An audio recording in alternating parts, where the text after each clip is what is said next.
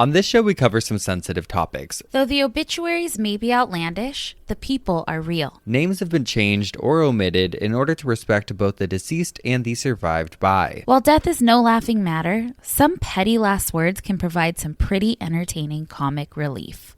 Welcome to Obituary.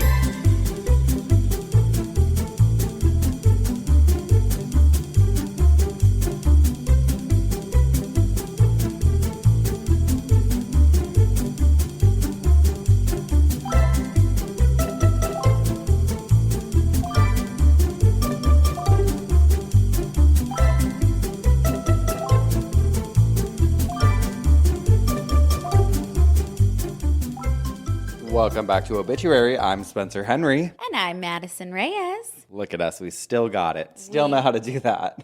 We still know how to do that. Everybody remembered their lines this week. They did. Yep. Mm-hmm. Even hot dog. Even hot dog. How's it going, guys? Okay, feud over. Yes. Okay, feud is over. We love you guys. Love you so much. But especially because I think you guys have been telling your friends about us. You're doing your service. You are. You truly are, because I guess you guys have been spreading the word or something happened. We don't really know. We got a bunch of new listeners recently. Yes, a lot of new Geoffs. A lot of new Or Geoffs. potential Geoffs. Yeah. Or maybe one-offs. I don't know. Yeah. Honestly, it's none of our business. But we love it. Yeah. We love to have you here. Welcome wherever you came from. Feel free to tell us because we were surprised to see that. Oh. Yeah. With the influx of some new listeners, we got a very weird email to our obitpod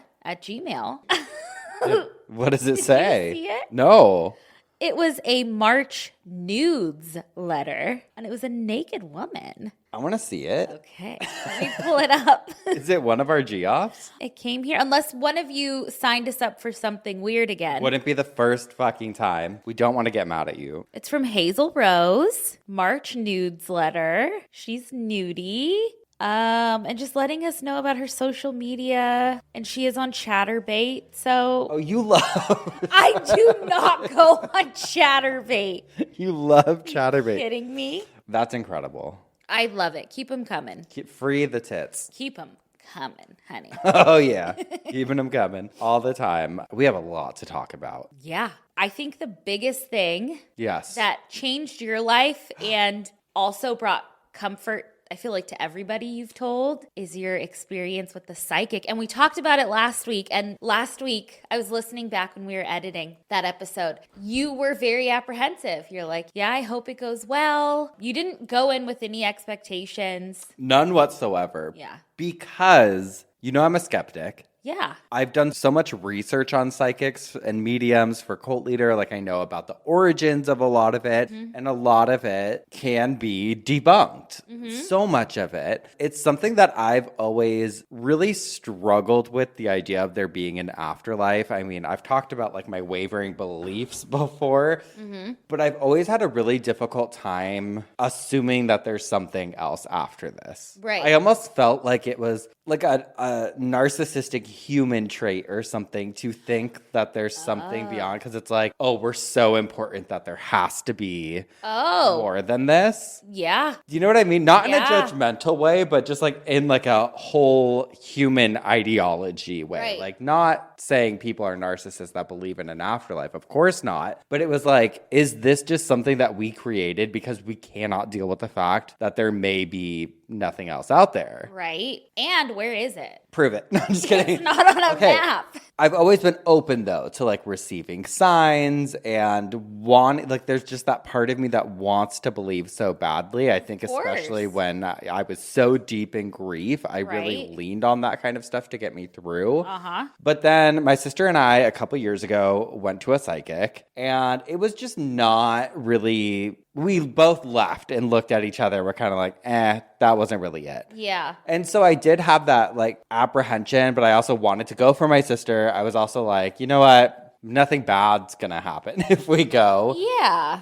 So I fly to San Francisco, land, my sister picks me up, we go have brunch. Afterwards, we walk over to where the psychic's apartment is in San Francisco. Oh, it was in his apartment? Yeah. Oh, cool. Which makes sense. 'Cause, I mean, you know, the city, it's like a lot of people do their stuff from home there. And we'll get into it, but I feel like he would know if he were in danger. Oh, like yeah. Giving his apartment, you know? Yeah, psychic and all. We go, and I'm going to give you guys kind of the shortened version. If you want to hear the full thing, I talk about it on a Little Leader with my sister, Olivia, who was there with me. I think I called the episode like my psychic experience. If you want to find it, it should be out by the time this goes out. I want to go listen. I want to give you some of the highlights. Well, we FaceTimed you like immediately after, but still we re-listened to the audio recording of the session because he records it. Right. We listened to it yesterday and it was just like, again, just hit home. Okay, so this man turned me from a non-believer into a believer. Okay. Full-fledged. Okay. There's so many reasons why. I'll give some of the highlights though, or just some of the things that I found to be the most bizarre. First things first, like we get there and he's like, oh my God, you guys are so young to have lost a parent, like just knew immediately, which obviously people go to mediums when they've suffered a loss, but still he's like, yeah, there's this male energy here. And we were like, huh. Because you were expecting your mom. Our mom is who would come through the most, but I also did lose my dad. So this is a confusing thing I think people get confused on sometimes. I call my stepdad my dad because he's been my dad forever. He's like the only dad I know. My biological father died when my sister and I were 3 and 5 years old.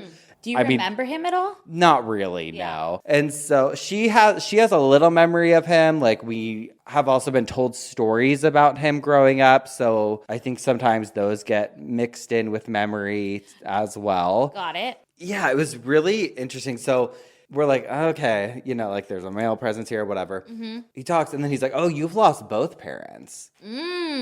Like talks about my dad, talks about stuff from his childhood nobody would know that we can confirm to be true. Talked about like all kinds of stuff. Was like, your dad's referencing someone on a motorcycle, which is my current dad drives a motorcycle. Yeah. And so there was just a lot of things he said. He brought up my dad's brother and his brother's wife by name. Said names, yeah. Full names the whole time. Was like, who's this person? Who's this person? Who's this person? Or like, what's their relation to this person? And they're both kind of obscure names. Yeah. And so that was really interesting. And then he's like, okay, now your mom's coming through. I don't know what terminology he used, but he's like, your mom's coming through. She wanted to let your dad talk first because she said he's been waiting a long time. Oh. And so then we were like, okay, you know, that would make sense. Yeah. But then he's describing my mom, totally describes her to a T, is using names again, everything. Some of the stuff he was saying was just so on point. Brought up things about like my grandparents. I mean, just everything. Yeah. And this dude was naming names the whole time. I mean, there was so much he knew that was like, this isn't public information. Yeah. Nobody would know. No. And like,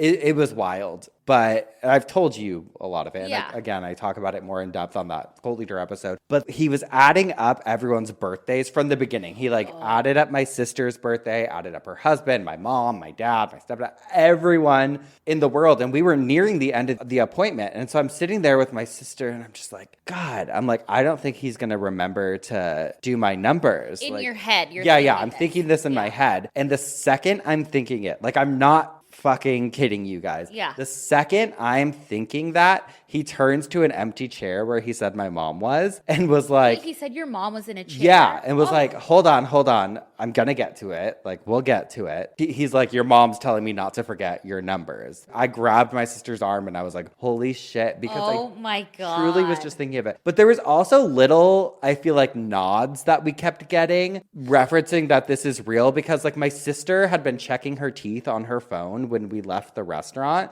Because she like got a seed stuck in her tooth one time and I gave her shit for it forever. And she's like, well, I'm just making sure there's nothing in my teeth. And then we get there and when he's talking about my mom, he's like, oh, by the way, your mom says your teeth look fine. Like things like that I'm like, what? There's no way. There's things, obviously, you know, you can't name names here and stuff, but some of the stuff you told me, nobody would fucking know. Things that like, I wish I could go more in depth, but like, and I do, but there is some stuff that like I just cannot talk about, or I'm not ready to talk about, but I told you. And the things you told me made me hold back tears, gave me full body chills. And just the sense that I got from you after it was like, it was so cathartic and it was healing. Yes. And things that he said just about like, you know, you think that these people are dead and gone, but like your mom's right here. And your mom was there, you know, when Olivia was giving birth. You know, like stuff like that that's like, oh. There was all these things like he kept talking about. He's like, we are souls in bodies, you know, we're here, we're in bodies, but their other souls are still around us. Like when we die, your soul, you know, still lives on. You're still running with your soul circle and everything, which I really do believe. And I've been reading now and doing all this just kind of like research on soul groups and stuff, which I find interesting. And I'll definitely do a coffin spinner on eventually. But like, I think just having the idea or belief now that like, okay, when we die, that's not it, is really comforting. And it's also really calming, especially for someone like me with the anxieties I have, to know that when we die, we will, you know, be reunited with our loved ones. Yeah. I kind of have the mentality now of like, we are here to learn lessons.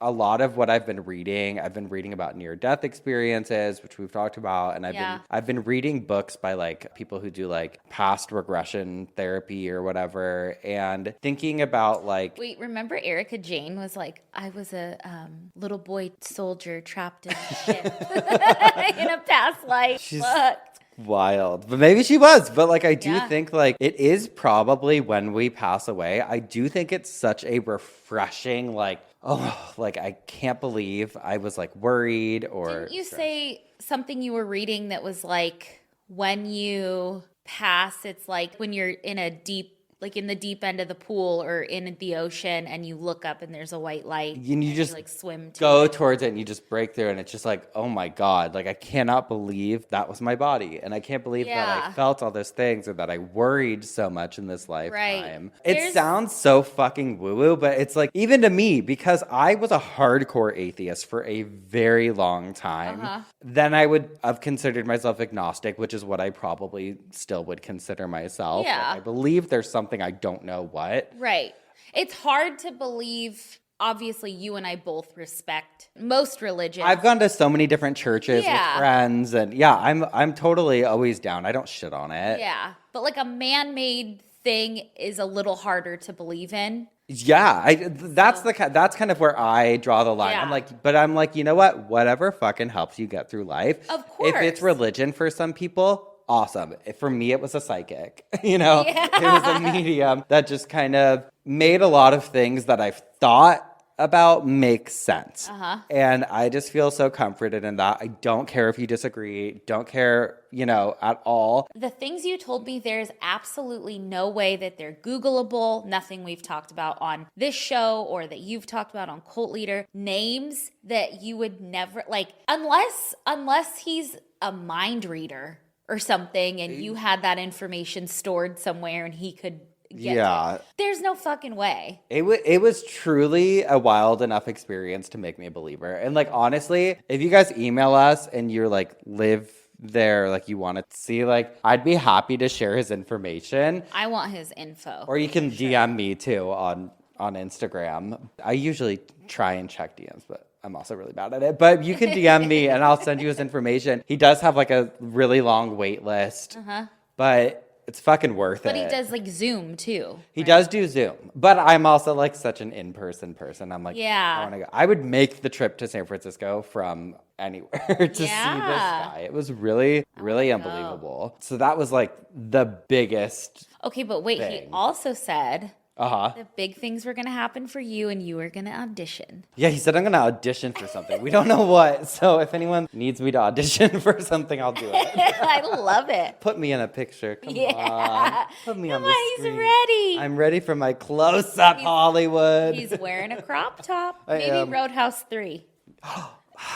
Oh, did you watch the new one? Cisco watched it, and I asked him if he thought it was dumb, because you said it was. Uh-huh. And he's like, yeah, it was kind of lame. Okay, here's my gripe. I think if you saw it without seeing the original Roadhouse, and it was called something different, it'd be like, oh, this is just another like guy movie. You know what I mean? Okay. You've seen the original Roadhouse. I watched it with you in Atlanta. Yeah. You made us watch it. That was like my tour comfort movie. I Yeah. watched it like every night on tour. That movie's so iconic. Patrick Swayze as Dalton is so fucking iconic. And there's just like, I wish they would have redone it just kind of more. I know it's a remake or whatever, but I wish they would have just done it the way, at least somewhat aligned with how it was supposed to be, because he's not at a honky-tonk bar in Missouri. He's at some like newish bar in the Florida Keys or something. I saw that. I walked Conor in. McGregor's there. I saw Post Malone was in it too. Yeah, which all is fine, but it's like, it didn't have the like grittiness of the original one. And I love Jake Gyllenhaal too. Yeah. Oh, was he Patrick Swayze's character? Okay. But it was just, I don't know. Not it. I fell asleep. I didn't even finish it. I think I fell asleep like an hour and something into it. Okay. But I'm not going to probably go back and rewatch it. I also have to talk about, so my family went horseback riding. Okay, yes. My life flashed before my eyes because we were on this one trail and it was so beautiful. We were in Saratoga and we were like up in the hills on these horses. My whole family was there. Olivia was terrified the entire time. And I was in the far back, as was my brother Ian. And we're on this trail and you're walking next to the edge of like, it's pretty steep. Yeah. And I kept like trying to I kept like moving the horse in but it wanted to follow what the other horses were doing. But I was like, come on, move it a little. Yeah. His name was Torch. Cool. It was pretty rad. But then there was like these two women on the trail and one of them pops open a fucking umbrella, a big black umbrella. What a stupid move. Like dumbass, right? Was it raining or was it because it was sunny? No, it was like on and off sprinkling, but fucking nothing. And I was like, you're so fucking annoying. Because she did that. It spooked my horse and my brother's horse. The horses like jumped up, turned around, and started like trying to take off the other way. And we're like, God. whoa, whoa, whoa. But we controlled them. But I turned to my brother. I was like, that was pretty exciting, huh? And he's like, yeah. It was cool. We were also the best people for that to happen to, because if it would have happened to like one of my sisters, they would have lost their mind. I've been like, I'm walking the way back. But I was like, it's kind of. Did you have to wear a helmet? Yeah. Yeah. Okay. Which I didn't love, but. Yeah, but. I know. Yeah, better safe than sorry. Now they make like, because you and I talked about doing horseback riding lessons. Yeah. And I was like looking into it, because remember I told you I got bucked off when I was like 12 or 13 and it was terrible. I wasn't hurt, but it was bad. Uh-huh. But they make like vests that you can, we're going to look like such fucking dorks, but they make vests that protect your spine. Oh. Because remember Christopher Reeves? Yes. How could I forget? Scary. Very scary. Very, very scary. Well, I think that's the news to report on. You got any emails? news. I sure do. I have one from a Geoff that says, "Hi Spencer, Madison, and Pups. Longtime listener, first time writer. My name is Claire. Feel free to use my name. I recently listened to your episode, Oh Bitch Is Your Discard, and finally have something to write in about. My mom passed away in February of this year due to complications of metastatic cancer. I'm sorry. Very sorry. She was the most wonderful, hilarious woman. After her passing, my dad, brother, and I witnessed her cremation. She didn't have any wishes for her funeral, but told us many times throughout her life that she was afraid of being buried or cremated alive. The funeral home gave us the option to witness her cremation from a viewing room, and our family saw it as an opportunity to complete the circle." Oh my God. I know. I love that. Although she had stage 4 cancer, her death was still shocking, and it felt like an opportunity for a bit of closure. My dad checked one last time to make sure she was actually dead, and we were brought into a room with small couches and a large glass window that had a curtain drawn over it. The mortician explained the process, which was essentially pressing a button. The curtain drew open, the mortician pressed the big green button on the wall, and there was a mechanical arm that pushed the cremation box into the cremator. We just sat, watched the box go in, and the door to the cremator close. The viewing process lasted about 30 minutes, maybe less. After listening to this pod for so long, I have learned to be suspicious of funeral homes, mortuaries, etc. The funeral home ended up being great, but I did find it a little odd that they didn't put any tissues in the viewing room. I feel like the viewing room calls for at least a few tissues. Absolutely. I agree. Oh well, all in all, it was pretty uneventful, but I don't regret doing it whatsoever. Losing my mom was the first death I've experienced aside from losing dogs. Oh, God. That's a big one. Worst death. Actually, you and I were talking last night. I said to you, like, losing your mom has to be the worst thing. And you're like, I hope. I hope that it was the worst because it was bad. I thought that was like very profound when you said that. Yeah. It's been a tough journey through shock and grief. You guys in this podcast have been really helpful to normalize death. I've been listening to Cult Leaders since the first Doomsday Daybell episode. Wow. And have been listening to Obituary since the beginning. I'm happy that I finally have a reason to write in other than saying hi. I hope to see you guys on your next tour, wherever that may be. I will have to travel because I don't see you guys coming to Tulsa, Oklahoma, but you're worth it. Love you guys. Bye. You never know. You never know. You never know. That's all we'll say on that. Oklahoma, where the wind comes in on the rain. Love it. Okay. I love hearing a personal experience about a viewing cremation. I'm so happy that you wrote in because we haven't had anybody write in about that. And I picture it very like cool, like very cinematic almost. I mean, none of it's great, but like, sitting in the room with like a curtain that draws back or whatever. It just sounds so cinematic. And it's so sweet that your mom wanted to make sure. Yeah, it's scary. We've done enough stories where people were not passed on. Yeah. And so. Oh, for sure. God, very cool. Very, very cool. You want to know what's not cool? Oh, what's not cool? Some assholes. Okay. Some. Okay. Some are so cool.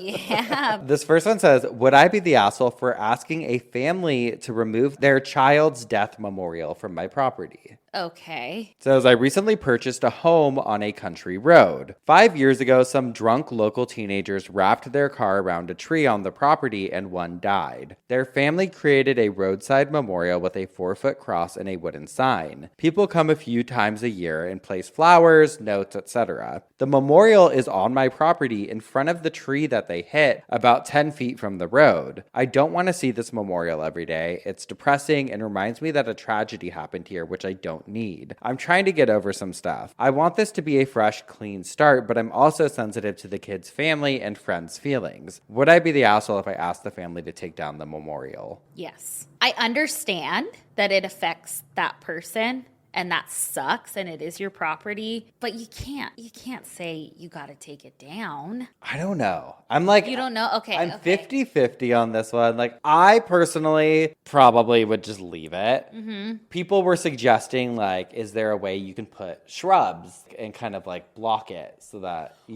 Or like a plaque? Yeah, something, but like, other people were like, you know what? It's your property. There's no relation to these people whatsoever. You can ask them, hey, like, do you think in the next 3 months we're doing some work? Do you think you could come get the memorial? Because I don't want them to like get rid of it, which I do think is fine to do. Yeah. But you know what struck me as, I know they said they're sensitive to the family's situation, but the phrasing, some drunk local teenagers wrapped their car around a tree on my property and one died, feels like victim blaming a little. I don't know. It just feels like mean. It does feel mean. And it's also probably on the country road, like she said. I was expecting you when you first said like removing a memorial and the person just bought the house. I thought it was going to be like a backyard memorial or something, something. You have to see it for 2 seconds when you drive down this road. Okay. Get over it. It's on their property, though. Yeah, but like your property could be, it could be the property line and there's a tree next to the road. Yeah. And you have to drive by it. Yeah. I think it's their property, and I don't think they're an asshole necessarily if they remove it. Mm-hmm. I think the kind thing to do, though, would be to either figure out a workaround or contact the family and be like, hey. Yeah. I just moved in. I see that this is, dedicated to your loved one. I wanted to give you an opportunity to come pick it up. Right. I'd be scared to just take it down. I'd feel bad. I wouldn't just take it down. I think they could find like a happy medium. I think maybe a plaque. Yeah. That's pretty that you can put on the tree. Maybe. Okay, this next one, though, says, am I the asshole for recording my grandmother's funeral even though my aunt told me not to?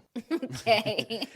This story took place near the end of the heyday of COVID. The vaccines were out, but they were new. My gran had passed away at the age of 100, and of course my dad and his family and every one of us were sad about it. The funeral was being held at a church that had a rule that you needed to be vaccinated in order to attend the funeral. This wasn't a problem for me because I had gotten the vaccine as quick as I could. However, my parents were strongly against it. I was worried they were going to make a big fuss in the family and demand to have it at a different church or that they should be allowed anyway, but no, they were very respectful about it and understood they would not be able to attend and didn't argue. Because of this, I wanted to help them experience the funeral in some way. Now, I have a video camera and could record it so they could see it. So I messaged my aunt who was organizing the funeral. We'll call her Aunt Mary. I asked politely if I could set up my camera in the back. It would be out of the way so that I could show my dad the funeral, and she said no. I begged her to reconsider as this was the only way my dad was going to be able to attend his mother's funeral, and she said that's the consequences of their choice. I said that no, the consequences are that they don't get to be there, but now she's just punishing them for no good reason. And then she threatened to block me and said that my cousins were very uncomfortable with being filmed, which they were not even speaking, so they would not be on camera anyway. And I assured her that I would not be putting this online just for my family to see, and I asked her if I could get my cousin's phone number to talk to her, but she refused.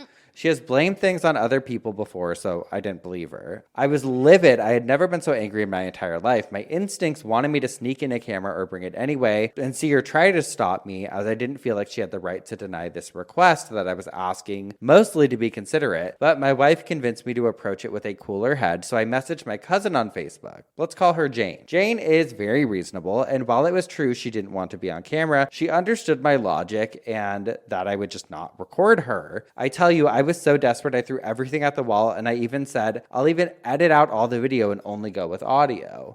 My cousin considered that and said she'd speak to her mom about it. She then said that her mom would be okay with me only recording audio, and here is where I could be the asshole, because that is when I realized that she misunderstood me. She thought I meant I had a mode where I could record only audio. I don't. I have an editing program that I could take the video off, but I didn't say that. So I got to record the funeral after all and show my parents and siblings who couldn't make it. I didn't edit out the video and I have no regrets. Am I the asshole? I don't think so. I think show them that. Who cares? You're not posting it online. I know. It's just for the person's kids. Yeah. Right? Like it's his dad's mom. It's a free country. Free country, sorry. Yeah, not the asshole. I don't think the asshole either. No. It's like, let the parents eat. Like, even if you disagree with their choice. And it seems like I would have just fucking held the phone up, like filming. She went above and beyond to try to get permissions, and no, not the asshole. Yeah, not the asshole. What's wrong with filming a funeral? Oh, come on. As long as you're not like content creating with it, you know? Like, yeah. It's like a home video. Uh-huh. Please. 100%. Oh, God. Well, I am up first this week. You are. Which means you should have a little side bitch. I do. And this was a stumble upon in the newspaper archives. It's an oldie. She's old. They're always goodies. I just thought it was interesting. Okay. It says, died at Mount Pleasant Asylum. H. Rosencrantz passed away after a long period of mental aberration. After having been an inmate of the Mount Pleasant Insane Hospital since January 26th of this year, Henry Rosencrantz, the well-known Harrison Street saloon keeper, died at that institution at 4 o'clock on Friday afternoon at the age of 51 years. Mr. Rosencrantz became suddenly mentally incapacitated and at times grew violent, so much so that it was necessary to restrain him. He was taken to Mercy Hospital last December, immediately after he had masqueraded as a police officer on the Bucktown beat and gotten himself arrested. Although mentally unsound at the time, it is thought the invocation of the law provisions against him last December caused him suddenly to lose all control of his mental faculties. Henry Rosencrantz was born in Kiel, Germany, and came to America to Davenport in 1872. He entered the service of the United States Army and for 5 years was stationed at the Rock Island Arsenal. While at the arsenal, he wooed and won Miss Anna Lohr, who had been connected with the household of Commandant Daniel Flagler, and whom he married in 1877. Later, he removed to Davenport and opened a saloon at 1210 Harrison Street, which he conducted up to the time of his mental breakdown. Mr. Rosencrantz was largely interested in real estate on Harrison Street between 12th and 14th Streets, and his estate will be quite a large one. Besides his wife, 5 children survive him: Henry Jr., Kathy, Sierra, Edward, and Oscar Rosencrantz, all at home, and a brother, John Rosencrantz of Rock Island. The remains arrived here on Friday night and were taken to the Rung Undertaking Parlors, where they will be prepared for burial. Funeral will be held at their residence at 1210 Harrison Street at 2 o'clock this afternoon, with interment at Fairmount Cemetery. I thought it was interesting because I've seen quite a few obituaries from asylums, and they're always very short and so-and-so died at the asylum, had gone insane in this year or whatever. Yeah. But this fully said what he did. This gave everything. It's other than how he passed away. But it says what he did, how he ended up there, but still gave him a regular obituary as well. Yeah. So I thought it was interesting. I think it's interesting to mark the year someone went insane, But Yeah. that's so old school. I couldn't pick the year I went insane. I was born this way. I don't know what year I lost. I've been losing it since 91, baby. Yeah, it's a progression. God. Oh, God. Well, you are up first this week, so we'll take a quick break. And when we come back, we'll hear what had you spinning in your coffin. Alrighty. We'll be right back. And we're back. What had you spinning in your coffin this week? Well, I thought today that we could go for a little road trip and visit a doom town. Why not? And a few other fake towns used by government, the U.S. government, for all sorts of trainings and testings. However, before I get into that, I've got to talk about nuclear bombs. Okay. And Finally. Yeah, finally. Well, I feel like there's The one everyone's been waiting for. Well, it's scary, but I hear so much talk about it on the news, any news station, all the time. Okay, so to talk about nuclear bombs, we've got to talk about Oppenheimer, which I thought was appropriate because they just fucking swept at the Oscars. Spencer, wake the fuck up, okay? Just kidding. I don't even know what it is. I'm sorry if that's disrespectful. Don't fucking cancel me, man. I can't handle it. Okay. J. Robert Oppenheimer, I believe the J stands for Julius, was a physicist. He was born in 1904 in New York City. He graduated from Harvard, then got a doctorate in physics in Germany, then worked in the physics department at the University of Berkeley. Similar to us, similar trajectory. You know what? I was thinking that. Very similar. Yes. He was then asked to work on a project called the Manhattan Project, which is very, very famous. That was in 1942. The Manhattan Project was basically a program that was led by the U.S., but the UK and Canada collaborated to develop nuclear weapons. Oppenheimer became the director of the Manhattan Project's Los Alamos Laboratory in Los Alamos, New Mexico. And this was referred to as Project Y. And I just have to say, going through this and talking about doom towns and all of it, there are so many Operation this, Project this. So there's a ton of nicknames. The bombs are nicknamed, everything. Okay, so just get ready for that. So a lot of people were working on this. So they had to build a secret town in Los Alamos to house everyone and their families, but also to keep everything top secret. So all of the physicists and scientists obviously had families. They needed a place to live. Sure. So the government built on 46 acres of land, essentially this secret town. It was not on a map. The town had schools, grocery stores, movie theaters, hospitals, restaurants, churches, and public transport. It was just this little town. However, the town was heavily guarded by military, fenced in, and had controlled communication with the outside world, like phone calls and mail was monitored. Even like the newspapers they got was monitored or changed because they didn't want anybody to really know what they were even working on too. Sure. So it was incredibly top secret. Two other secret communities that I thought it was really interesting that were part of the Manhattan Project as well is a community called Oak Ridge in Tennessee and then Hanford in Washington. But Los Alamos was sort of the central hub for nuclear weapons. On July 16th, 1945 at around 5:29 a.m.,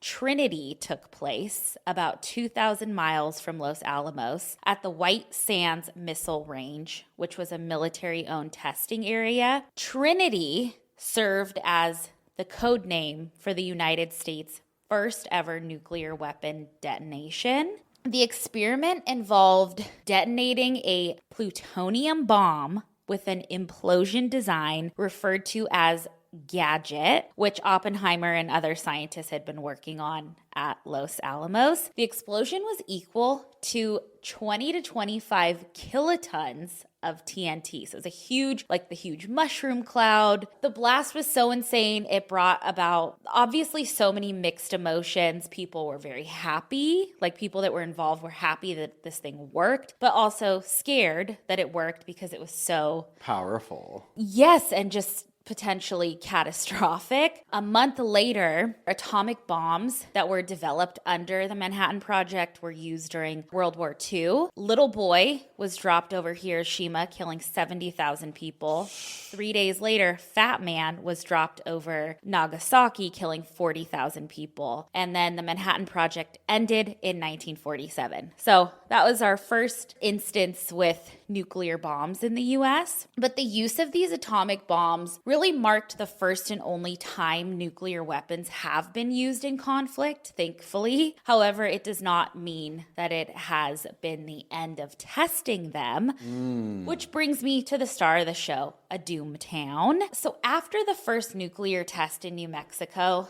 the U.S. moved its testing to the Pacific Ocean, but then in 1950, the AEC, which is the Atomic Energy Commission, chose the Las Vegas bombing and gunnery range in Nevada as the location for testing because they needed to test on land. They needed to see it in domestic situations. So in January of 1950, the United States decides to start developing a hydrogen bomb. President Truman allowed for this. It was like 680 square mile section in Nevada, which was the Nevada Proving Grounds. Later, it was renamed the Nevada Test Site in 1955, which I'll be referring to it as the Nevada Test Site, but Truman allowed for this area to be this like testing. The first test done at the Nevada test site was in 1951, known as Operation Ranger, which dropped a bomb named Able over the test site, and it was dropped by B-50 bombers, which those things are fucking badass. The B-50 bombers. There were a ton of tests done at the Nevada test site, so I'm not going to name all of them. I know jack shit about nuclear bombs and atomic bombs and hydrogen bombs, but I really want to talk about Operation Upshot Knothole. Okay, it sounds like a Wi-Fi password. Or a porno. Oh, shit. Oh, baby. This was a series of tests done in 1953 by the U.S. at the Nevada testing site. One part of the Operation Upshot Knothole was Operation Doorstep. And this was to specifically test the effects of nuclear blast on towns and houses and automobiles and any type of civilian infrastructure. Okay. They wanted to see, was there potential for human survival? Would a car withstand a nuclear blast? Would a basement bomb shelter do anything to help? What would happen to appliances and furniture? The code name for this specific test was Annie. So to do this, the Nevada testing site had to build a fake town, which is now lovingly referred to as Doomtown. They built 2 homes that were varying distances from where the detonation would happen. So they refer to it as ground zero. These homes were built to replicate like a normal American residential structure. So they were wood framed houses. And there was just 2 of them. So that's For the this- town. Well, no, we're going to get to like the full town, but this is the start of the town. Okay. There's 2 operations that in my research kind of get smushed together as one. A lot of people put footage from the first one with the second one. Okay. It'll make sense in the end. So these homes were wood framed houses. They also had 8 backyard bunkers built, and telephone and utility poles were put up. The homes were furnished as if someone lived there. Car companies like Ford and Chrysler donated cars to be placed around this town. 50 of them, actually. Then there were the mannequins, which I'm sure a lot of you have seen. The pictures. Yes. So they placed full-blown beautiful mannequins that were donated by a company into these homes, into the automobiles, into the towns. So you'd have your like quintessential 1950s family living in these homes, moms. The nuclear family. The nuclear family. Moms, dads, kids, and babies. J.C. Penney donated a ton of clothes to make sure that all of the mannequins were dressed well. Sure. I mean, they were going to blow these things up. But like they probably wanted to see the entire effect. The entire effect. So the mannequins were placed in varying positions. You had a dad sitting by a window reading a newspaper. You had a mom in the kitchen because it was the 1950s. You had kids playing. You had some people in cars. You had some people outside next to windows. Like they just wanted to see it all. All of this was very strategic to see what would happen. There's something else super eerie about seeing the footage of this, because I saw somewhere someone said like you have a mannequin in a window and like if you see an impending blast or like something coming towards you, obviously someone would try to run and hide, but the mannequin just, is standing there. Yeah, me if we were headed towards I know, just fucking take me. Also, I was like, it's not dumb because I get it, but I'm like, we're not made out of mannequin material. Yeah. But good observation. We'd probably still melt. Uh-huh. But the mannequins were weighted down with sand. So it was, kind of lifelike. Uh-huh. So on March 17th, 1953, they tested this town by detonating a 16-kiloton nuclear bomb. They did the explosion. An article from the Public Domain Review, I want to quote a few things because it explains what happened after the nuclear bomb blast. It says, quote, "The family automobile would be relatively safe outside of a 10-block radius, provided that some of the windows were left open to prevent the roof from caving in on the passengers. Oh. The wood frame houses built at various distances from ground zero performed as predicted. The one built 3,500 feet away from the blast was completely destroyed, though the basement was found as predicted to provide protection. And the other one built 7,500 feet away was charred and damaged but remained intact. After that blast, though, I read that some of the mannequins that survived, J.C. Penney got a hold of them and displayed them in their store in Vegas and put out advertisements like come and see these mannequins. And it brought a lot of people in. I bet. I want to see them. I know. Come on. All of the ones that you see in museums are not real. They're not the ones from the blast. Okay. They don't know what happened to them. Oh. Yeah, so we don't know. Okay. But the more famous one was Operation Q, which happened in 1955. And this was sort of similar. Q and honors, where are you? This was sort of similar to Operation Doorstep, and it was also tested at the same site. But they wanted to test nuclear explosions on a more urban environment and also the impact of a nuclear explosion on everyday materials and objects. So this was to figure out really the effectiveness on things like buildings and shelters, also to test the effects of radiation on different types of materials. Ooh. So this is when we get the real fucking doom town. So shops were built, office buildings, houses. They had different types of houses, some brick, some block, some wood, gas stations, grocery stores. The town had a telephone system, an electrical system, had a radio tower. This was the doom town. Again, cars were placed all over. I even read a fire truck was placed, different types of cars. And again, a ton of mannequins were placed all over this town, but all of them, it seems like this test, they focused more on the clothing that the mannequins wore. Like they put some in wool, some in cotton, some in like synthetic, polyester, like stuff like that to see how it would happen. Yeah. They placed appliances in the houses. I even read they placed canned foods in homes, like just to see how that would do. In May of 1955, a bomb named Apple II was placed 1,500 feet above ground over this mock town. The whole thing was televised. It was like a show. Don't you feel like there could be a cool Wes Anderson movie about the making of one of these towns and like the people watching it like happen? Absolutely. Well, you know what when I was thinking about the Manhattan Project, I was thinking about that Don't Worry Darling, the one that I didn't see that. Okay. Well, it's like Harry Styles in it, and like he lives in this subdivision. Hold on, don't give any fucking spoilers. I'm not. But he lives in this subdivision in 1950s Palm Springs, and it's super beautiful. But he goes to work every day, and they don't know what they're working on. So, yeah. That kind of vibe. I was only warning you because apparently we spoiled Supernatural. Oh, yeah. Oh, I thought Don't Worry Darling was so boring, and I had such high hopes for it, so I didn't finish it. So I don't even know what happens. Yeah, spoil if you don't know. So this whole thing was televised. The blast destroyed and severely damaged most of the buildings in a 3-mile radius of ground zero. However, the radio towers were up and operating a few days later that were only 2 miles away.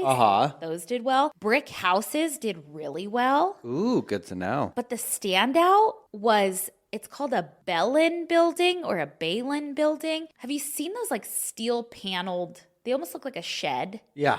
Those were completely fine. Oh, God. Well, they were absolutely great. Gotta get one of those. Okay, but also included in that blast was another test called Project 35.5, which was part of Operation Teapot. And they wanted to test how record keeping would fare in a nuclear explosion. So they put like business records, medical records, motion picture film, photos, all over the town in different types of storage. So like different file cabinets, safes, and most of the storage vessels were obliterated or too damaged. But I guess money chests fared pretty well.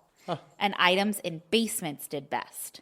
Got it. So there's that. So they built these little mock towns. There's a ton of, this could be a part two because there's a ton of different towns, like a lot of like, it's U.S. government, but there's a mock town, I think it's called Hogan's Alley somewhere, that's like a mock town for police training. Yeah. There's a lot of little cool towns, but I just love the like atomic 1950s town and these fucking mannequins. It's probably a blast. It was a blast. So sorry I guess I kind of veered from our normal death, but it's the ultimate fucking killer is a nuclear bomb. Sure. So there you go. Well, we're going to take one more quick break, and when we come back, I'll tell you what had me spinning in my coffin. We'll be right back. And we're back. Spencer, what had you spinning today? Well, I see your Doomtown, and I raise you a ghost town. Oh, here we go. This is the content we're looking for. We're taking you to the sounds, baby.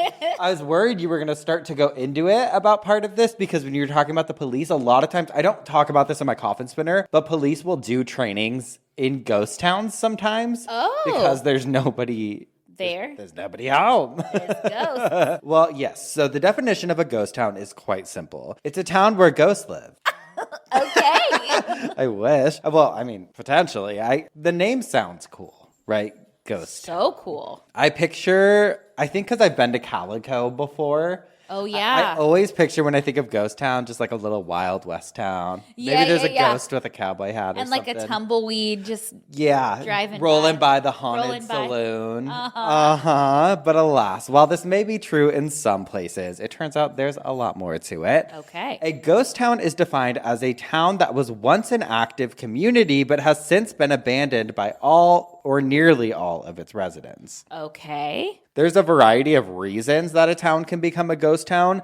Sometimes it's because of like a natural disaster happens, right? And it kind of wipes the town's residents out. Got it. A lot of times it can be chalked up to living conditions, so climate in some areas. Okay. Also depleted purpose, like if people moved there for work and the work was no longer there, or even man-made disasters. And we're going to see some examples of different kinds today. But one of the first ghost towns that I wanted to talk about is the village of Oradour-sur-Glane. Ooh, that's beautiful. Thank you. Also known as the Martyr Villa. Hope I didn't butcher that. But on June 10th of 1944, there was a massacre that swept through the village. It was an act of revenge from Nazis due to the village's alleged support of the French resistance. Okay. It's fucking wild. So villagers were rounded up by these fucking monster Nazis, men, women, children alike, and the atrocities that occurred are just beyond. They went around and they burned down people's houses. They took all of the people and separated the men from the women and children, and the men were brought to barns and they were murdered with machine guns. And then the women and children were all locked inside of this big church there. And they basically just like threw incendiary grenades into the church to kill everyone. It awful. 642 people, like the entire village. Where was this? In France. Oh, in France. Okay. Were brutally killed, including 205 children, leaving only a handful of survivors who escaped by pretending to be dead and later fleeing to a local forest. So this is a scenario like we've heard about, unfortunately, with like school shootings and stuff, where they will cover themselves with bodies to act like they're dead, or in nightclub shootings. Only one woman from the church survived. Oh, okay. From the National World War II Museum's website, they said, Madame Marguerite Ruffanche, the sole survivor from the church, spent over a year recovering from her injuries. After jumping from the church window, she was shot 5 times. What? Before crawling into a garden where she hid until she was rescued the following afternoon. She survived. Wow. She was able to give her testimony at the Bordeaux trial in 1953, where she recounted the event she witnessed on June 10th of 1944. And I cannot imagine just a more terrifying scenario. A new village of the same name was built after the war ended. Like nearby, they just kind of were like, okay, we'll rebuild over here. But the prior location became a ghost town. And I guess the French president at the time wanted it to remain untouched as a tribute to the victims of the massacre. Okay. So basically it stands as a memorial to this day. Oh, to this day? Yeah, you can still go visit the grounds and it's like nothing's changed since Wow. since that tragedy. Everything remains untouched. There's like cars, remnants of the buildings where everything happened. And I mean, it's just somewhere basically that you can visit that reminds the living of all of the lives that were lost in that horrific tragedy. Wow. But I thought it was just so, it's interesting to hear kind of the inception stories of certain ghost towns, because there's ones like... Seems like they're tragic. Well, yeah, but not always. Like in California, one of the most famous ghost towns exist, and that's in Bodie, California. And this is a result of the gold rush. So the California gold rush, for those of you who don't know, began in January of 1848 when gold was first discovered at Sutter's Mill in Coloma, California. And I remember we went on like a field trip. Did you guys do a gold rush field trip? We did at Knott's Berry Farm. Yeah, they're like, this is the brambleberry pie that they serve the miners. No, because they have the mining ride. And I remember it was like, that was it. That's our education, baby. Yeah. Okay, but once they discovered gold, there was this massive influx of people all around the world who came to California because they were like, I'm going to fucking make a fortune. Digging for gold, babe. Yeah. By the mid-1850s, most of the easily accessible gold had been depleted by miners, but Bodie actually wasn't really explored until a decade or two later. According to the official state park's website, the town is named for W.S. Bodie, but it spells it B-O-D-Y or B-O-D-E-Y, but it's called B-O-D-I-E. So they've gone with every fucking spelling you can imagine. Who had discovered small amounts of gold in hills north of Mono Lake. In 1875, a mine cave-in revealed a rich vein of ore, which led to purchase of the mine by the Standard Company in 1877. And people flocked to Bodie to transform it from a town of a few dozen to what they call a boom town. So we had doom towns, now we got boom towns, baby. Boon or boom? Boom. Boom. Okay. read that by the late 1870s, the population in Bodie was somewhere near 10,000 residents, which is crazy considering there are just, there was just a few dozen people there for such a long time. However, the population would end up dwindling, as did many gold rush towns during this time, and due to a few factors. The first was, for Bodie specifically, the first was the depletion of assets. Miners had kind of made their way through the majority of easily accessible gold, so they're like, what's the point in, keep digging? There's other places to see, other places to go. And so a lot of residents up and left looking for the next mining town. The next best thing. The next best thing. And weather was also another factor. I guess the winters can get pretty harsh there. Okay. And so it forced a lot of people to leave seeking a warmer climate. But for decades, some families remained in Bodie. And it wasn't until the 1940s when the last residents actually took off, leaving Bodie as an authentic Wild West ghost town, becoming a national landmark in 1962. Could you imagine being the only person in town? It happens. I mean, people have bought ghost towns. Well, at least a person has. I know there's one guy, he's really famous online. I can't remember his name, but I went down the rabbit hole a couple years ago. He bought an old mining town and was exploring it. And well, isn't that like Schitt's Creek? He bought this little town for his son as a joke.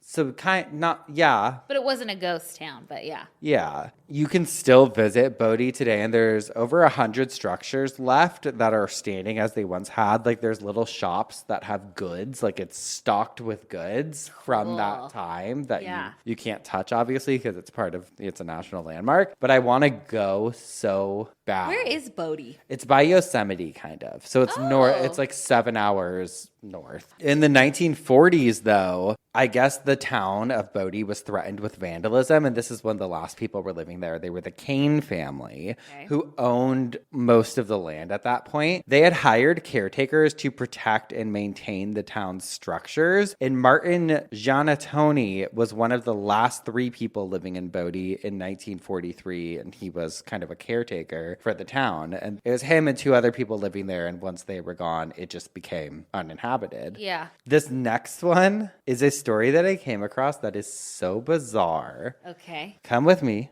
Okay. Back in time, we're going to the roaring 20s. Okay. But we are in the small town of Rio Verde, Brazil. Okay. And I guess it was this bustling, lively community until a mysterious day in 1923 when all 600 residents seemingly vanished overnight. What? The story goes that this is a short story. There's not a lot of information, but I guess these people had come through the town before and they, had left, gone wherever, and they were coming back to pass through the village. I don't know if they were visiting or they were just passing through it on their way to their next destination. And they had gone there before and they were shocked because the entire town was gone. Not the town, just the residents. Yeah. Yeah. But the homes, shops, everything remained untouched. There was stuff in the people's houses. It was like everyone just ran out. Took off. Yeah. And I was reading an article on Medium that's linked in the sources, and it says one odd clue left behind was a gun that looked as though it had recently been fired and a cryptic message that read, "There is no salvation." Some say that this town never existed at all because it's on some maps, but not all maps. Oh, I love that. Okay. Others say that it was things were really politically heated at the time and that there was for some reason pressure on this town. And so everyone decided, kind of banded together and was like, let's get out of here one night. But unfortunately, we will never have the answers because we don't know if A, this town ever existed, B, if it did, what happened to the residents? Did they just go assimilate back into different societies? I mean, it was the 1920s in Brazil. There's no real records of any of it. Okay, so if it were it's already been built over and okay, so we don't know. Oh, I love that. Isn't that weird? Yeah, that is weird. And then another quick story from Brazil that I just thought was so interesting is I guess in 1927, Henry Ford started building out an experimental town in Brazil called Fordlandia, which cool. Love. And I guess it was because he needed like somewhere that he could like manufacture rubber or something. Okay. And have it shipped over. There's a lot of like fake towns built that like car companies do build. Like Volvo has one in Sweden where they test drive like automated cars or whatever. They're like, it looks like a little fake town. Yeah. And you know what else I would love to do an episode on is like dementia care centers or like Alzheimer care centers where they create little towns for people. I think that's so interesting. But back to this town, Fordlandia. According to Factinate.com, Henry Ford designed Fordlandia as a company town with swimming pools, a golf course, bungalows, and weekly square dances, all with the goal of recreating small town America in the Amazon. His experiment seemed cursed from the start. The rubber trees that they were growing contracted a leaf fungus, so they weren't able to utilize any of it. The workers also clashed with American managers over strict regulations, including an alcohol ban, and it failed to ever produce any actual rubber. In 1945, after throwing away $20 million on the city, he sold it to the Brazilian government for a song, it says. A song? That's what it says. Okay. Many of the original buildings still stand, but the majority of the city has been taken over by wilderness. So there's still like remnants of it, but it's taken over by wilderness. I love that. Okay, I know. We need to start watching videos on like, what's it called? Urban exploring or urban exploration. I used to watch those videos all the time where they would go to these abandoned places. Yep. One thing about me, I love an abandoned place. Well, remember we did a whole episode on the Downey Asylum. Yes, because we went there. Yeah. We got to figure out where else we can go. I know. We got to figure out, let us know where we can go. Wait, have you seen, I've been seeing on TikTok, the homes that are on Disney property in Florida? The community there? Yeah. Well, you know, they're building one in Rancho Mirage by Palm Springs. They're building a Disney community. Are you serious? Oh my God. It looked so cool. They're like themed. Yeah. And then you have your own entrance to the park and shit. It looks so cool. It's wild. Here in the U.S., there's another spooky little ghost town called Dudleytown, Connecticut. You're going to love this. So, well, despite the name, Dudleytown was never officially an actual town, merely a small settlement. But the history's wild. Apparently, allegedly, the word Dudley, the name, is derived from one of the first families who inhabited the town, who were descendants of a man named Edmund Dudley, a British nobleman who was executed for treason by dumb bitch King Henry VII. Not the 8th, but the 7th. Okay. After his execution, apparently a curse was put on his family, including the Dudleys, who moved to Dudleytown. The legend and lore surrounding Dudleytown stems from a series of misfortunes that reportedly befell its residents, including untimely deaths, accidents, cases of insanity, and unexplained disappearances. The last remaining residents were the Brophy family, consisting of John Brophy and his wife and children. According to the lore, within a few months of moving there and everyone leaving, his wife died. His children walked into the woods and disappeared, never to be seen again. And then Brophy's house caught fire and he disappeared. Oh, God. Today, the land is owned by a group known as the Dark Entry Forest Association, and nobody is allowed to set foot into this town. What? Apparently, they're afraid that, someone else might disappear. Really? A lot of the places that I read about were mining towns, like coal mining towns that were abandoned or ones that were used for projects, kind of like yours, except maybe not nuclear testing, but something else. But up until now, with the exception of Dudleytown, they're all ghost towns that you can visit today. But there are some ghost towns that still pose as a danger, so I wanted to talk about a few of those as well. Obviously, Chernobyl's off limits, but there's this place called Love Canal, which is a neighborhood near Niagara Falls in New York that became the site of a major environmental disaster in the late 70s. I guess it was intended as a canal project in the 1890s, but was later abandoned. And so the area ended up being used as a chemical waste dump by the Hooker Chemical Company from 1942 to 1953. And during that time, over 21,000 tons of toxic waste was buried in the canal before the site was covered and then sold to a local school board for $1. Oh, great. In the 1950s and 1960s, the Love Canal area was developed, including the construction of homes and an elementary school directly on top of the waste site. Wonderful. By the 1970s, residents began reporting unexplained illnesses and of birth defects, which they suspected were linked to chemical exposure. Investigations confirmed that the toxic chemicals were leaking from the buried drums into the surrounding neighborhood, contaminating homes and groundwater.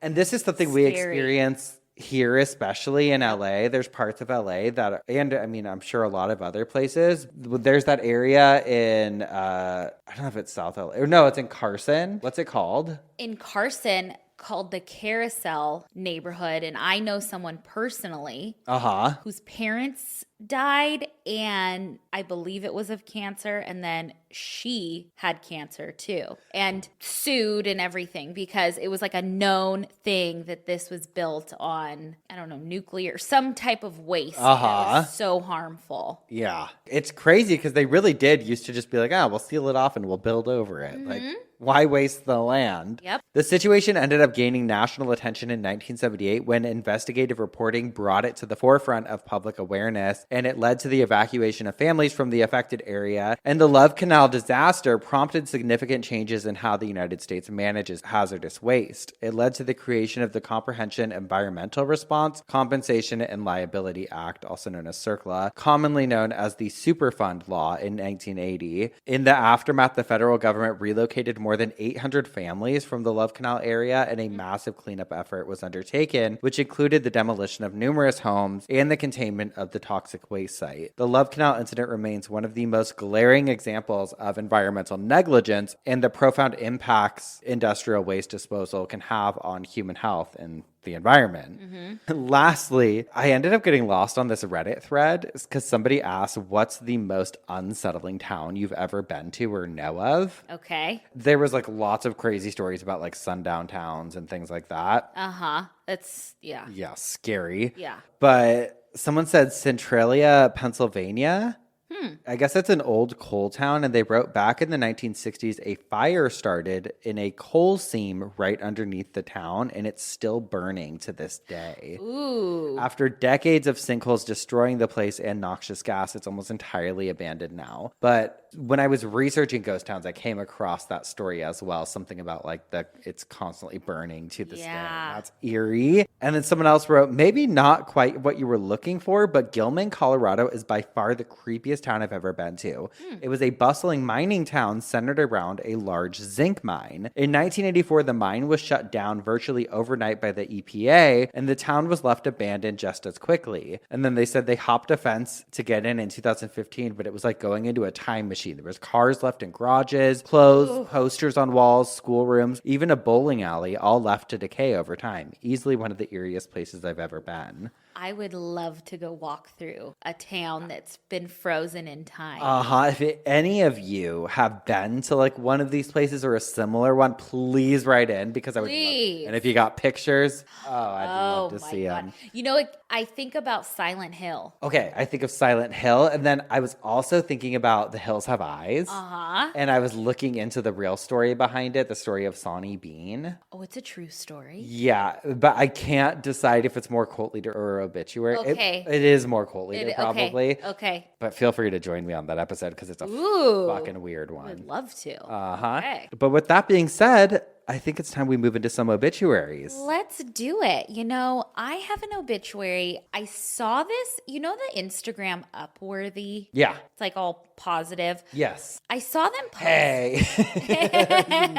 I saw them post about this, and then I found the Reddit thread. I'm going to read the obituary first because I want you guys to, know a little bit about this man, and then I have more information. But it's Lorenzo Wood. Lorenzo Wood VI, an avid outdoorsman, enthusiastic traveler, devoted husband, father, and friend. Rennie Wood lived his life to the fullest. It's with great sadness that we announce Lorenzo Wood VI, Rennie, 61, of Middleborough, died on Saturday, September 9th, 2023, after a brief and unexpected battle with bone and pancreatic cancer. And I am going to leave out some, information because this has kind of been trending. Born in Middleborough on October 11th, 1961, Rennie was the son of late Lorenzo and Rebecca. Growing up in Middleborough, he spent time canoeing, working as a lifeguard at the town pool, and making good-natured mischief. He was a 1979 graduate of the Bristol Plymouth Regional Technical School and became a master electrician. He earned an associate degree and his bachelor's degree. Rennie lived for adventure and the outdoors. He trained for a year and ran the Boston Marathon, climbed Mount Katahdin twice, as well as much of the Presidential Range in NH with his guys, and multiple river trips to the Grand Canyon. Rennie and Sheila spent their 3 years of retirement traveling the West Coast to visit family, Canada, the Great Lakes, Utah, Yellowstone, St. Kitts, Moosehead Lake in Maine, Marco Island, and Key West. They purchased a camper in 2020 and with Baxter took to the road 8 to 10 weeks a year, driving south to the Outer Banks, North Carolina and South Carolina to visit family, as well as all of New England and their special loves, Moosehead Lake, Baxter State Park, and anywhere off the beaten path or grid. Rennie loved life, made each day count, cherished his friends and family, and lived every day to the fullest. A celebration of life was held, and they also put in it, as Rennie would stress, dress comfortable, hiking boots great, and definitely no suits. So there's a little bit of his obituary. Okay, so we know that Lorenzo, nicknamed Rennie, loved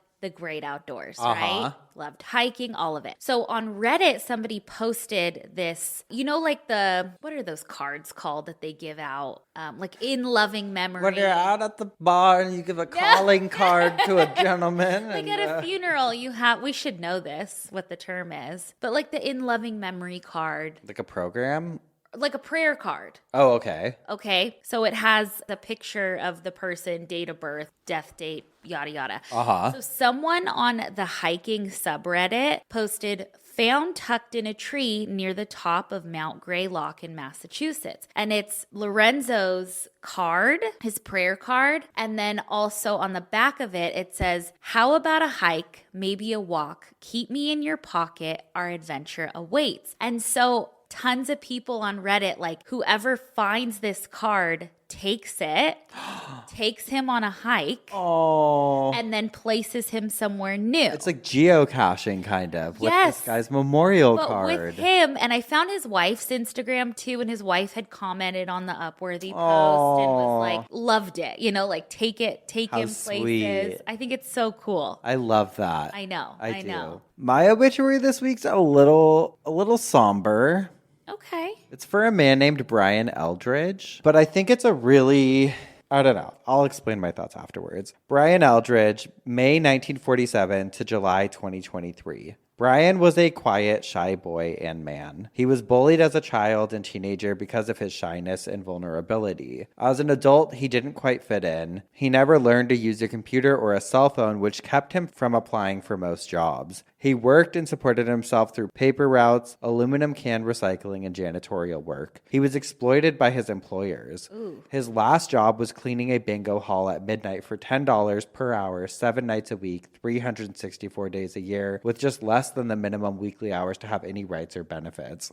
His employer fired him on Christmas Eve with no notice. He had worked there for over 15 years. He had no friends or family who kept up with him. He was quiet, smart, generous, and lonely. When found in his apartment, he had been dead for at least 4 days. I'll miss him. Oh my God. Heartbreaking. That's right? heartbreaking. I wanted to cry when I first read it. Yeah. But I chose it because I think more people should know the name Brian Eldridge. And I feel like maybe get recognition that he didn't get in this life. I wanted to give him recognition because it is so sad. He sounds like he had a really hard life, but it sounds like he was a hard worker. It says he was quiet, smart, generous, and lonely. And I'm like, you know what? But also call that employer out by name, please. Yeah, we would have loved to know their name. We would love to. We would love to get on Yelp. And we'd love to go to bingo there and fuck shit up. Fuck shit up. No, because then the janitor.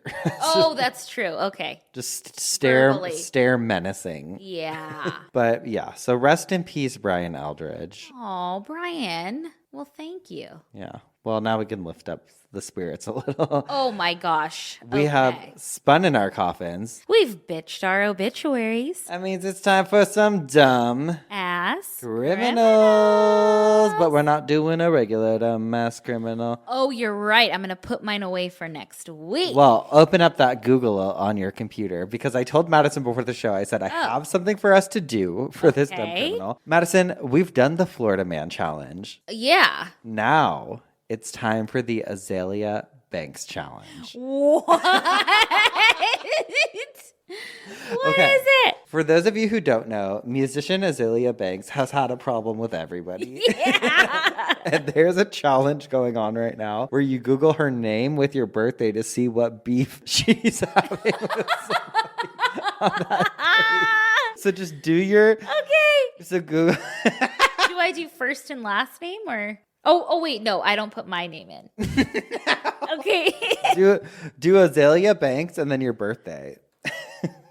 Tell me what comes up. This is July 27th. Azalea Banks insults entire country of Australia. Wait. By saying crowds are terrible and violent. This is from entertainment.ie. Now, however, the New Yorker has managed to insult an entire nation of people just days after she finished touring there. Banks recently played her first gig at Australia's Splendor in the Grass Festival over the weekend, but it would seem that she didn't enjoy it a whole lot. There's a tweet here. Because in all actuality, you guys are terrible crowds to play for. You're violent and belligerent, and I simply will not put my safety at risk. I would have walked off stage had someone thrown something. Plus, you guys are too far away, and honestly, the show guarantees are never really worth the trip. Damn. Fuck. Okay. Okay. She's crazy. Mine... This Azalea Banks has a warrant out for her arrest after biting someone and missing court date. This is from Essence Magazine. It says a judge has ordered an arrest warrant for the rapper after Banks missed a court date scheduled for Monday. An incident where Azalea Banks bit a woman in New York City has her back in the spotlight after a judge issued a warrant for her arrest when the rapper failed to appear for her Monday court date. Courts show that the 25-year-old music artist, this is an older article, she's 32, I think, allegedly bit a woman outside of a nightclub in 2015. Her court date for the incident was scheduled on Monday, March 6th, but she was a no-show. Her attorney said in a statement that Azalea Banks mistakenly believed she had a court appearance on March 8th, but she was in France for Fashion Week due to meetings and other social gatherings and was not able to arrange her flight to appear today. She apologizes to the court. That is hilarious. Oh, God. She is entertaining. I'll tell you that. Shit with everyone. With everybody. She has beef. You can literally be like, I mean, she has beef with everyone. There's a whole timeline of it all. Maybe she'll have beef with us. Maybe. We're in the 212, baby.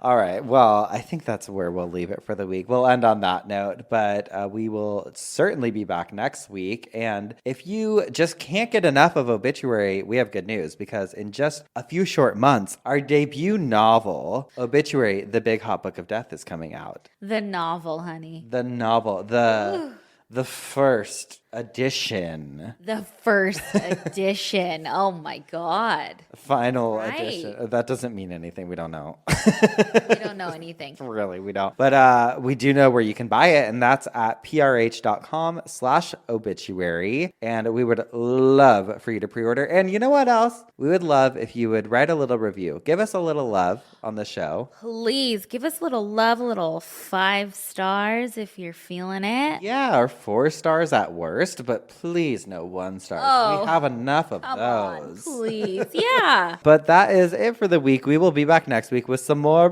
coffin spinners And obituaries. and dumb Ass. criminals. Criminals. Bye. Bye.